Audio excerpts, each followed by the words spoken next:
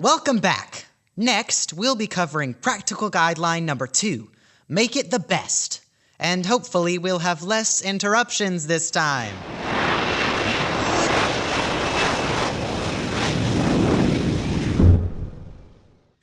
I think I spoke too soon. Hello. Who are you? I am Gundam Spackling Star. I come from the 33rd century of the cosmic era where the Earth Federation and its 742 colonies live in perfect peace and harmony. And I am here to help. Wow, that sounds great. Maybe you can help. Where I come from, it is my job to identify and punish those who defy the commands of the Supreme Benevolent Overlord. Wait, what? I enforce absolute compliance to the Overlord's rules for living. Okay. So, I am ideal for helping you impose the laws of perfect painting. Well, we're not really trying to impose anything. We're just giving helpful guidelines for volunteers to make this the best it can be. Very well. Make it the best. Or else. Yay. Okay, part 1. Avoid the mess. Allow me. Cool, thanks. Here's a great rule of thumb. Get more paint on the walls than you do on yourself. Keep in mind that paint will wash out of hair, but it won't come out of clothing. Also, remember you're at someone's home. You're working hard to make this a great experience for them, so you'll want to avoid leaving a big mess behind. Stay mindful of buckets, pans, and even drips of paint that you might accidentally step in and track. If you see someone else creating a mess, stop them quickly and get it taken care of. And by taken care of, we mean that such offenders will be banished to the toxic slime swamps of Squirmius 4, where they will be tormented by parasitic shock toads and fire-breathing octigators! No. I just mean help them to clean up the mess. Ah, very well. This is your world. Therefore, I will follow your customs, no matter how overindulgent they may seem. Thanks. Next, we need to cover proper brush technique. It can be broken down into 3 basic steps. Step 1, load the brush. You dip the bristles about 2 to 3 inches into the paint, but no deeper. Then, remove excess paint by slapping the brush against the inside of the can or by tapping it on the rim. But don't scrape the brush on the edge.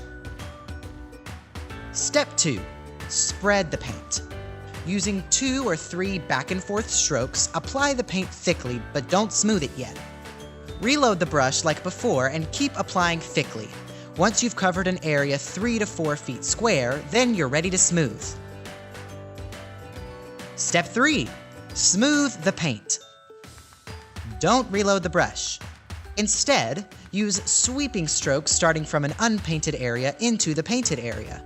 At the end of each stroke, lift the brush to feather and blend the paint. And that's it. If you follow these basic steps, you'll do a great job painting with a brush. And if you fail to do so, you'll be fed to the giant yum-yum cow of God-Ophalon, where you will pass through its 19 massive stomachs, swim through acidic digestive fluids, and finally be expelled through one of its enormous udders. Again, I appreciate your enthusiasm, but I think we'll skip the giant cow udders this time. But fear of the yum-yum cow has kept millions of the Overlord's subjects obedient for thousands of years! I'm sure it has, but I think we can trust our volunteers to do the right thing on their own. Very well. Next, I want to cover proper roller technique. And like the brush, it breaks down into 3 basic steps. Step 1, load the roller. Dip the roller into the paint. If you are using a 5-gallon bucket, roll the roller against the screen hanging inside. If using a pan, roll it back and forth in the pan. Use moderate pressure to make sure the roller is saturated, but any excess paint is squeezed out. Step 2. Roll the paint. Using moderate pressure, roll the paint onto the surface. Keep applying until paint no longer flows off easily. Reload like before, then continue this process until you've covered a 3 to 4 square foot area. Step 3. Work the paint in with a brush. Now, go back over the area with a brush going with the grain of the wood to smooth the paint. Make sure you work the paint into any cracks and cover the bottom edges of all shingles and siding. And that's proper roller technique. And for those who fail to follow this guidance, I have the perfect punishment. Okay, while I'm not agreeing to it, I am curious. Tell us what it is. The offender will be exiled to the garbage moon of Malodorous to live among the noxious whiff-weasels. Will they eat the offender? No, whiff-weasels only consume the putrid and rotting refuse dumped there from other planets. As gross as that sounds, it doesn't seem as severe as your other consequences. You misunderstand.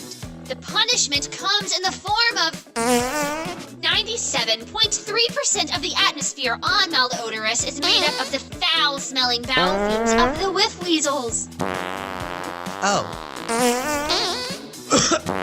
Oh, gee!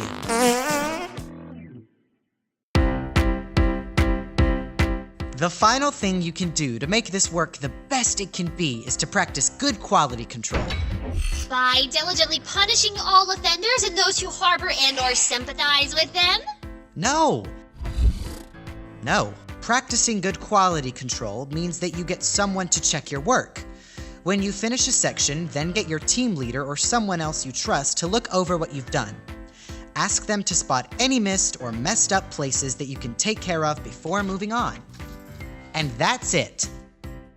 What's wrong? I have been nearly useless to you. What? You've had no need of my power to violently motivate your volunteers. True, but I do know one way you could really help. Please tell me. You could help us paint. Just pick up a brush or roller. No need! I will merely convert my pulsar cannon to a sprayer mechanism and load it with paint. Well... Just watch.